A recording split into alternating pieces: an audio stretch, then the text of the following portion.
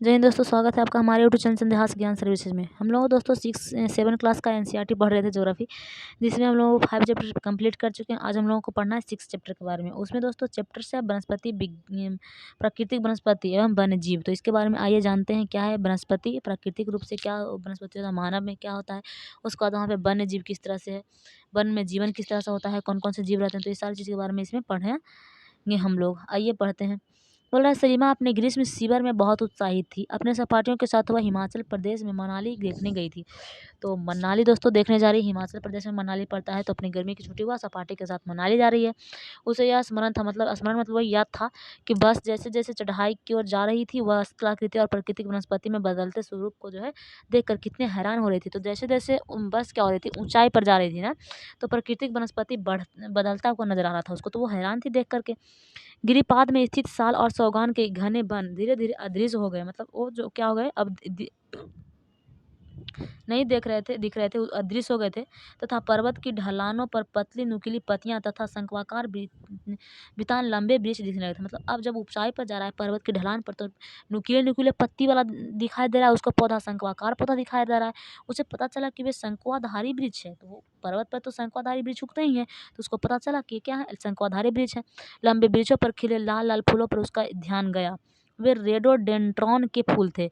मनाली से आगे रोहतास दर्रे तक के रास्ते में उसने देखा कि भूमि छोटी छोटी घास एवं कुछ स्थानों पर बर्फ से क्या ढकी हुई है। तो ये सारी चीज देख करके वो आश्चर्य रहती है।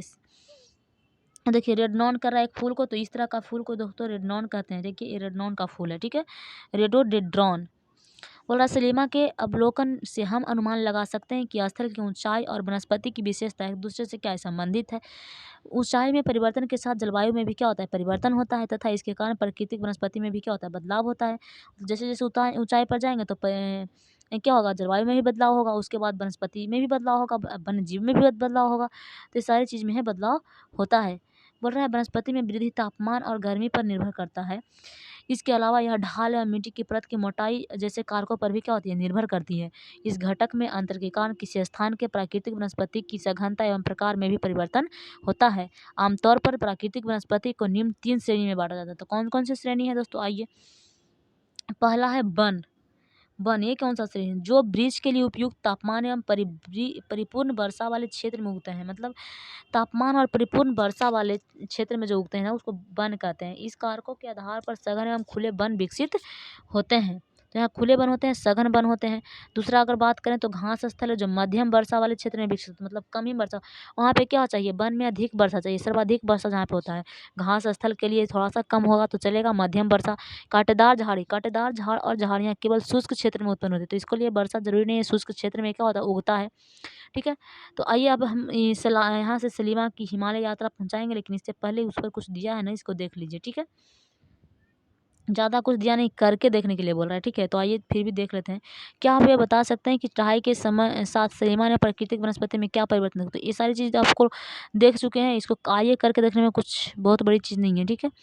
यहाँ पे देखते हैं सलीमा की तरह जब आप भी किसी स्थान पर जाते हैं तो वहाँ कैसे, मतलब को क्या परिवर्तन पाते हैं, यही बोल रहा है। और वृक्ष की चटाई नकदी फसलों की खेती, निर्माण का आदि के रूप में उस क्षेत्र में कोई मानव हस्तक्षेप हुआ है तो उसको लिखिए। इधर छोड़िए, उधर आकर करने के लिए दे रहा है, कुछ चीज़ बात ज़्यादा चीज़ नहीं था, प्रैक्टिकल बच्चों के लिए था। बोल रहा है सलीमा हिमालय की यात्रा का अपना यह अनुभव अपने पिता को बता रही थी। उसने पिता को विश्व के विभिन्न स्थानों पर जा चुके थे। उन्होंने सलीमा को विभिन्न महाद्वीपों के विभिन्न भागों में पाई जाने वाली विविध प्रकार की वनस्पतियों के बारे में बताया। उन्होंने उपध्रुवीय प्रदेशों में शंकुधारी वन, रेगिस्तानों में कांटेदार झाड़ियाँ, आदर्श प्रदेश में घने कटिबंध दृढ़ काष्ठ वनों के बारे में भी अनेक जानकारी दी। दोस्तों जब हिमालय घूम करके आई ना ये सलीमा, तो सारा चीज़ अपने पिता को बता रही थी कि पिताजी देखिए ऐसा ऐसा कंडीशन वहाँ पे हुआ मेरे साथ। तो इसके पिताजी जो हैं बहुत घूमे फिरे आदमी हैं। वे बोलते हैं कि ऐसा है बेटा कि हमारे देश में इतने महाद्वीप हैं। मैं सारा महाद्वीप के बारे में बताया कि हमारे देश में जो है 5 महाद्वीप है, सॉरी 7 महाद्वीप है। और क्या बोलता है उसमें अलग-अलग वृक्ष पाए जाते हैं। उष्ण ध्रुवीय उपध्रुवीय प्रदेश में शंकुधारी वृक्ष पाया जाता है, उसके बारे में बताएँ। वही कि रेगिस्तान में देखो कांटेदार झाड़ियाँ पाई जाती हैं। आंध्र प्रदेश के घने ध तुम आंध्र प्रदेश मतलब जो ठंडा प्रदेश आंध्र प्रदेश है ना, उसको देखोगे तो तुम वहाँ पे घने उष्णकटिबंधीय दृढ़ पाओगे तुम। तो ये सारी जानकारी उसको देते हैं। सलीमा समझ गई कि हिमालय के क्षेत्र में लगभग सभी प्रकार की वनस्पतियाँ पाई जाती है, जो भूमध्य रेखा से ध्रुव की ओर जाने पर मिलती है। अब और ये प्राकृतिक वनस्पति के प्रकार के बदलाव का मुख्य कारण जलवायु का बदलाव है। तो जलवायु का बदलाव होता है तभी जो है वनस्पति में बदलाव आता है। आइए हम विश्व के विभिन्न प्राकृतिक वनस्पति उनके गुण और प्रवाह के जो है तो वहाँ पे जानकारी प्राप्त करेंगे। आइए वन के बारे में, पहले वन के बारे में जानने से पहले कुछ यहाँ पे देख लीजिए। ब्राज़ील के उष्णकटिबंधीय सदाबहार वन इतने विशाल हैं कि ये पृथ्वी के फेफड़े की तरह प्रतीत होते हैं। मतलब ब्राज़ील में जो उष्णकटिबंधीय सदाबहार है ना, वो पृथ्वी के मतलब फेफड़ा की तरह प्रतीत होता है पृथ्वी का, इतना विशाल है वो। आइए उष्णकटिबंधीय सदाबहार वन के बारे में जानते हैं। वन कई प्रकार के दोस्तों, तो इसमें पहला उष्णकटिबंधीय सदाबहार वन। आइए देखते हैं क्या है। इन वनों को उष्णकटिबंधीय वर्षा वन भी कहते हैं। तो उष्णकटिबंधीय सदाबहार वन को उष्णकटिबंधीय वर्षा वन भी कहा जाता है। क्यों कहा जाता है आगे हम आपको बताएंगे। बोल रहा है ये घने वन भूमध्य रेखा एवं उष्णकटिबंध के पास होता है। तो ये क्या होता है, उष्णकटिबंधीय क्षेत्र हम आपको बताए थे। ये दोस्तों पढ़ाए थे हम आपको कि बीच में जो भूमध्य रेखा होता है ना, उसके 23.5 डिग्री ऊपर जो है कर्क रेखा होता है, 23.5 डिग्री नीचे जो मकर रेखा होता है, और इसी के बीच में दोस्तों उष्णकटिबंधीय क्षेत्र पाए जाते हैं। ठीक है, तो उष्णकटिबंधीय में क्षेत्र जो यहाँ पे पाया, तो इसी में उगेगा उष्णकटिबंधीय सदाबहार वन। उष्णकटिबंधीय वन वहाँ पे पाया जाता है, और उसमें क्या होता है, भूमिगत रेखा से उष्णकटिबंधीय के पास पाया जाता है। ये क्षेत्र क्या होता है, गर्म यहाँ पे ज़्यादा होता है। बताया था कि उष्णकटिबंधीय वन इसको क्यों कहा गया है उष्णकटिबंधीय क्षेत्र, क्योंकि इस पर सूर्य का प्रकाश क्या पड़ता है, सीधा तौर पर पड़ता है। तो यहाँ पे गर्मी बहुत ज़्यादा पड़ती है, और गर्मी बहुत ज़्यादा पड़ने के कारण वर्षा भी बहुत ज़्यादा होती है। तो गर्मी सबसे ज़्यादा यहाँ पड़ेगा, तो वर्षा भी सबसे ज़्यादा यहीं होगा। तो यहाँ पे दोस्तों वर्षा के कारण जो है सारे वन उगते हैं। तो इसके यहीं पे दोस्तों उष्णकटिबंधीय सदाबहार वन उगता है, और वर्षा अधिक मात्रा में होता है, इसलिए इसको उष्णकटिबंधीय वर्षा वन भी कहते हैं। तो यहाँ पे आप लोगों को समझ में आ गया है। वहीं पे जो उगता है भूमध्य रेखा की एवं भूमध्य रेखा वही विषुवत रेखा के आसपास उष्णकटिबंधीय क्षेत्र तो वहीं पर पता है ना। तो उष्णकटिबंधीय के पास ये क्या होते हैं, पाए जाते हैं। ये क्षेत्र गर्म होते हैं एवं पूरे वर्ष यहाँ अत्यधिक क्या होती है, वर्षा होती है। चूँकि यहाँ का मौसम कभी शुष्क होता ही नहीं है, इसलिए यहाँ के पेड़ों की पत्तियाँ पूरी तरह नहीं झड़ती है। कभी भी पूरी तरह वहाँ पे पत्तियाँ नहीं झड़ती है, इसलिए इन्हें सदाबहार कहते हैं। तो देखिए पत्तियाँ नहीं झड़ेगा तो हमेशा क्या रहेगा, हरियाली रहेगा, मतलब हमेशा सदाबहार है, तो इसको सदाबहार वन कहते हैं। बोल रहा है काफ़ी घने वृक्षों की मोटी बितान के कारण दिन के समय भी सूर्य का प्रकाश वन के अंदर तक नहीं पहुँच पाता है। आमतौर पर यहाँ दीर्घकाष्ठ वृक्ष जैसे कि कौन कौन से वृक्ष पाए जाएंगे, रोजवुड, आबनून, महोगनी इत्यादि यहाँ पे पाए जाएंगे। तो कोई पूछेगा कि उष्णकटिबंधीय सदाबहार वन में या उष्णकटिबंधीय वर्षा वन में कौन कौन से वृक्ष आते हैं, तो रोजवुड हो जाएगा, रोजवुड, आबनूस, ठीक है, आबनूस और महोगनी, ये सारे चीज़ जो है उष्णकटिबंधीय वर्षा वन या उष्णकटिबंधीय सदाबहार वन के वृक्ष हैं। ये यहाँ पे कुछ देख रहा है, बोल रहा है एनाकोंडा विश्व का सबसे बड़ा सांप है। एनाकोंडा सांप के नाम आप लोग सुने होंगे। तो एनाकोंडा जो है विश्व का सबसे बड़ा सांप है। ये कहाँ पाया जाता है, तो यही सी जो है उष्णकटिबंधीय वर्षा वन में जो है पाया जाता है। और अगर बात करें अनेक जानवर की, तो बोल रहा है कि यह मगर जैसे बड़े जानवर को भी मार कर खा सकता है। तो दोस्तों एनाकोंडा ऐसा सांप है जो मगरमच्छ को भी मार करके खा जाता है। ठीक, मगरमच्छ दोस्तों आदमी को भी खा जाता है, लेकिन मगरमच्छ को भी ये एनाकोंडा खा जाता है। ठीक है, इतना बड़ा विशाल जो है सांप है। ये कहाँ पाया जाता है, उष्णकटिबंधीय सदाबहार वन या कहिए या उष्णकटिबंधीय वर्षा वन, वहाँ पे पाया जाता है।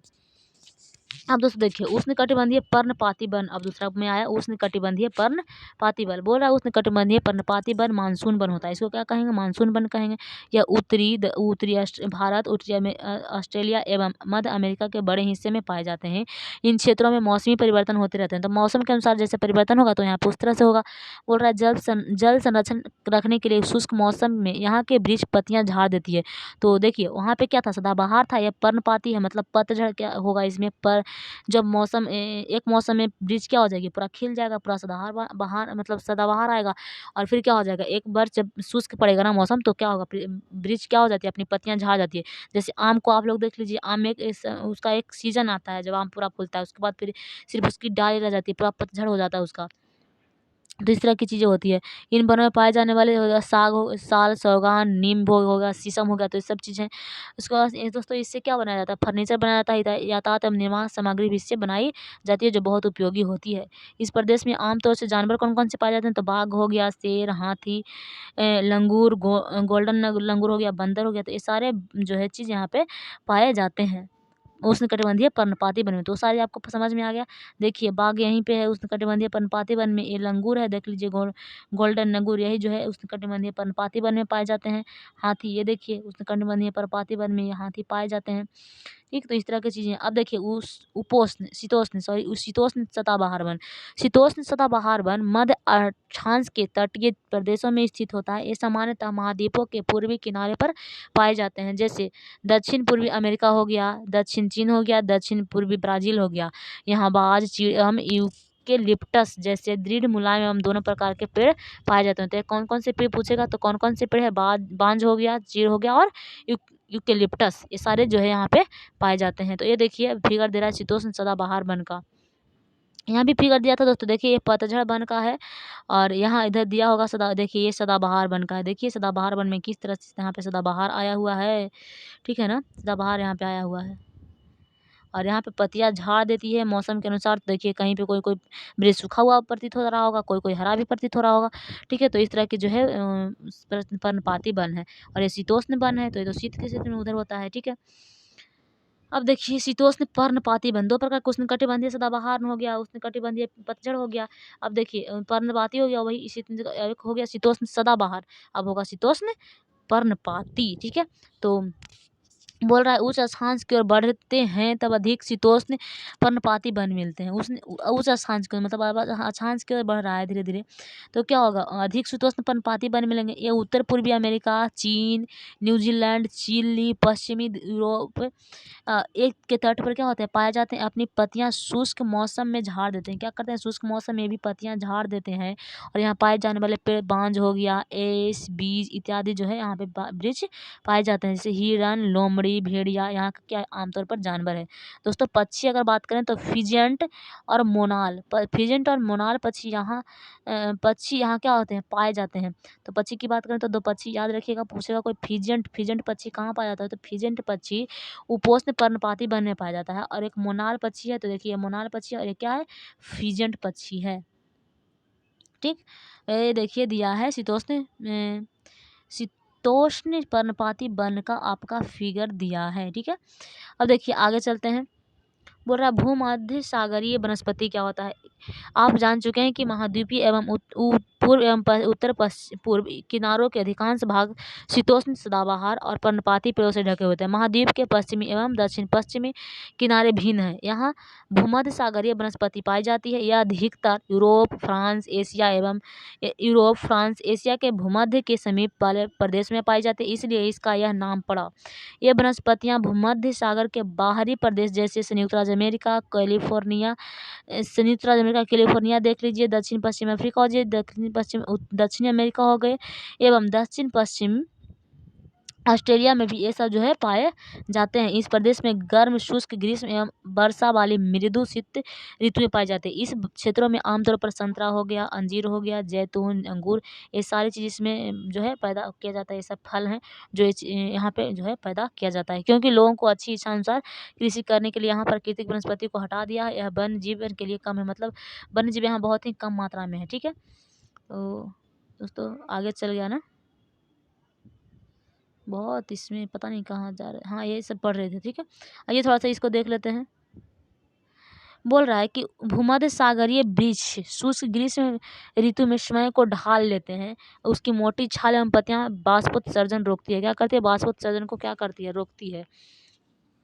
मतलब बाष्पोत्सर्जन को रोकना मतलब कि क्या किया, अपना ये बना करके रखा, जल को संग्रह करके रखा, बाष्पोत्सर्जन नहीं होने दिया। भूमध्य सागरीय प्रदेश को फल की कृषि के कारण विश्व का फलोदान कहा जाता है। तो भूमध्य सागरीय प्रदेश को देखिए यही है, यहाँ पे ज़्यादातर फल ही होता है, इसको कहते हैं क्या, फल सागरीय, मतलब विश्व का फलोदान भी कहा जाता है इसको, ठीक है। भूमध्य सागरीय देखिए इस तरह से अंगूर का बाग उगाया जा रहा है यहाँ पे, तो किस तरह से यहाँ पे देख लीजिए, ठीक है, ये चीज़ दिया है अंगूर का बाग। अब आइए पढ़ते हैं शंकुधारी वन के बारे में। बोल रहा है उत्तरी गोलार्ध के उच्च स्थान से जैसे 50 से 70 डिग्री की ओर बढ़ेंगे तो भव शंकुधारी वन मिलेंगे, मतलब ऊंचाई पर जाएंगे तो इसको कहते हैं टैगा। क्या कहते हैं? टैगा भी कहते हैं। ये वन अधिक ऊंचाई पर पाए जाते हैं। इन्हीं वृक्षों को सलीमा ने हिमालय की, क्या होता है, यही वृक्ष को देखा होगा ना, तभी ना शंकुधारी वृक्ष बोल रही थी। तो इसको दोस्तों कहते हैं, इस वृक्ष को टैगा कहते हैं। क्या कहते हैं? टैगा।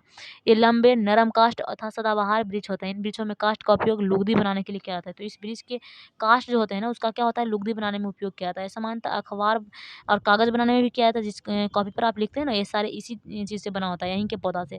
बोल रहा है नरम काष्ठ, इसका क्या होता है, क्योंकि काष्ठ इसका क्या होता है, नरम होता है ना, इसलिए। तो नरम काष्ठ का उपयोग माचिस या पैकेज के लिए, सबसे बक्से बनाने के लिए, मतलब माचिस का जो बक्सा बनाया जाता है उसका, या पैकिंग की कूट वगैरह देखते हैं ना, उसका सब चीज़ें यहाँ से बनाया जाता है। इसमें जैसे कि चीड़ हो गया, चीड़, देवदार आदि इन वनों में मुख्य पेड़ हैं। यहाँ समांतर रजत रोमड़ी, मिंक, ध्रुवीय भालू जैसे जानवर भी क्या होते हैं, पाए जाते हैं। देखिए, रूस में जो टैगा का अर्थ होता है ना, वो शुद्ध या अछूता होता है। शुद्ध या अनछुआ, ठीक, इसका अर्थ होता है।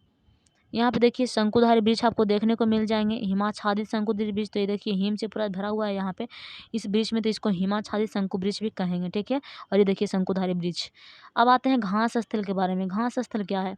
बोल रहा है उष्ण कटिबंधीय घास स्थल। तो घास स्थल भी कई प्रकार का होता है। उष्ण कटिबंधीय घास स्थल, ये वन भूमध्य रेखा के किसी भी तरफ उग सकते हैं। तो भूमध्य, देखिए उष्ण कटिबंधीय कहेगा तो वहीं पे भूमध्य रेखा के आसपास ही रहेगा, ठीक है। फैला होता है। वहाँ वनस्पति निम्न से मध्य वर्षा वाले क्षेत्रों में पैदा होती है। घास काफी लंबे होते हैं, यानी कि इसकी लंबाई दोस्तों 3 से 4 मीटर की ऊंचाई तक बढ़ सकती है। अफ्रीका का सवाना घास इसी का मैदान, तो याद रखिएगा सवाना घास का मैदान कहाँ है, तो अफ्रीका में है दोस्तों। ये 3 से 4 मीटर तक लंबी होती है। उसमें अगर कोई आदमी को भी मार करके फेंक देगा ना, तो पता नहीं चलेगा कि उसमें आदमी मार करके फेंका हुआ है, ठीक है। इतना लंबाई होता है सिर्फ घास की, ठीक है। ये मतलब उस तरह से वहाँ पे सिर्फ घास की लंबाई होती है, सोच लिए 3-4 मीटर। बोल रहा है कि सामान्य रूप से उष्णकटिबंधीय घास में हाथी, जेबरा, जिराफ, हिरन, तेंदुआ, ये सारे जानवर यहाँ पे क्या होते हैं, पाए जाते हैं। अब देखिए शीतोष्ण घास का मैदान क्या है। ये मध्य अक्षांशीय क्षेत्र और महाद्वीप के भीतरी भागों में पाए जाते हैं। यहाँ के घास आमतौर पर छोटी और पौष्टिक होती है, मतलब उससे छोटा होता है। शीतोष्ण प्रदेशों में सामान्यतः जंगली भैंस हो गया, बाइसन हो गया, एंटीलोप हो गया, ये सब जो है यहाँ पे पाए जाते हैं। देखिए ये जिराफ का फिगर दे रहा है, ठीक है। अब देखिए कंटीधारी झाड़ियाँ क्या होता है, शुष्क रेगिस्तान पर जैसे प्रदेशों में पाई जाती है ये कंटीली झाड़ियाँ। और उष्णकटिबंधीय रेगिस्तान महाद्वीपों के पश्चिमी किनारे पर पाए जाते हैं। तेजी गर्मी एवं बहुत कम वर्षा के कारण यहाँ वनस्पति की कमी रहती है। विश्व के मानचित्र पर रेगिस्तानी प्रदेश को चिन्हित कीजिए। तो विश्व का मैदान लीजिए, वहाँ पर रेगिस्तान भाग कहाँ कहाँ है उसको चिन्हित कीजिए। तो क्या आप भारत के बड़े रेगिस्तान का नाम बता सकते हैं? दोस्तों आप सभी को पता होगा सहारा का रेगिस्तान अफ्रीका में है, सबसे बड़ा रेगिस्तान। और उसके बारे में हम पहले ही आपको पढ़ा चुके हैं, पहले चैप्टर में जो है पढ़ना था, ठीक है, पहले ही क्लास में। बड़ा रेगिस्तान के कुछ जानवरों का नाम बताइए। तो कौन कौन से जानवर वहाँ पे? ऊँट तो एक प्रसिद्ध जानवर वहाँ का है, ठीक है। अब देखिए यदि आप ध्रुवीय प्रदेश में जाएंगे तो वह स्थान आपको अत्यधिक ठंड मिलेगा। तो ध्रुवीय स्थान में जाएंगे तो बहुत सिंपल सी बात है कि वहाँ पे क्या होगा, अत्यधिक ठंड होगा। यहाँ यहाँ बहुत ही सीमित प्राकृतिक वनस्पति मिलती है। यहाँ केवल काई, लाइकेन और छोटी झाड़ियाँ पाई जाती है। ये अल्पकालीन ग्रीष्म ऋतु के दौरान विकसित होती है। इसे टुंडा प्रकार की वनस्पति भी कहते हैं। क्या कहते हैं वहाँ पे? टुंडा प्रकार की वनस्पति। ये वनस्पतियाँ यूरोप, एशिया एवं उत्तरी अमेरिका के ध्रुवीय प्रदेश में पाई जाती है। यहाँ के जानवरों के शरीर पर क्या होता है, मोटा फर या मोटी चमड़ा होती है, जिससे जलवायु से क्या होता है, ठंडा जो जलवायु होता है उससे क्या होता है, सुरक्षित प्रदान करता है उसको। यहाँ पाए जाने वाले जानवर की अगर बात बताएं तो सील हो गया, वालरस हो गया, कस्तूरी बल हो गया, बैल और ध्रुवीय भालू, ध्रुवीय उल्लू, बर्फीली लोमड़ी, ये सारे चीज़ जो है यहाँ के जानवर हैं। अब देखिए बोल रहा है कि सलीमा के पिता ने उसे कुछ घने वनों के चित्र दिखाए और कुछ चित्रों को सलीमा ने देखा कि लोग वृक्ष को काट करके वनों को साफ कर रहे हैं। उसके पिता ने बताया कि स्थानीय लोग कृषि एवं आवास के लिए स्थान चाहते हैं, इसलिए इनको क्या कर रहे हैं, वन को साफ कर रहे हैं। सलीमा सोचने लगती है कि अगर वन को साफ कर दिया जाए तो वन जीव कहाँ जाएंगे, क्या वह वन पुनः वहाँ से ही बन पाएंगे? अगर लोग इसी प्रकार पेड़ों को काटते रहे तो भविष्य में पर्याप्त ऑक्सीजन, जलवाष्प, लकड़ी, फल, मेवे आदि नहीं मिल पाएंगे। तो सलीमा ऐसा सोचती है जब वो बात उसको पापा जो है बताते हैं। तो क्या आप सलीमा से सहमत हैं? तो हाँ हम सहमत हैं। आप सभी लोग को सहमत होना चाहिए, नहीं सहमत है तो ज़बरदस्ती से सहमत हो जाइए, ठीक है। बोल रहा है अपने दोस्तों के साथ वनस्पति पर और वनस्पति प्राणी को क्या कीजिए, विविधता को हो रही कमी पर चर्चा कीजिए और उसको संरक्षण के बारे में बताइए, सुझाव दीजिए कि हम लोगों को संरक्षण करना चाहिए। ठीक है, तो इतना ही था दोस्तों इस चैप्टर में। आइए यहाँ पे कुछ दिया है, देखिए बोल रहा है कि विभिन्न प्रदर्शन में घास स्थल, तो इसको याद कर लीजिएगा दोस्तों, बहुत इंपॉर्टेंट है। अगर आप कॉपी कलम लेके बैठे हैं तो इसको पूरा से छापिए, और नहीं तो फिर इसको शॉर्ट स्क्रीन लीजिए, यहाँ पे याद कीजिएगा। ठीक है, बोल रहा है उष्णकटिबंधीय घास का मैदान, तो पूर्वी अफ्रीका में पड़ता है सवाना घास का मैदान, और ब्राज़ील में फिर कंपोस्ट घास का मैदान है, वेनेजुएला में लानोस है। याद रखिएगा, वो उष्णकटिबंधीय हो गया।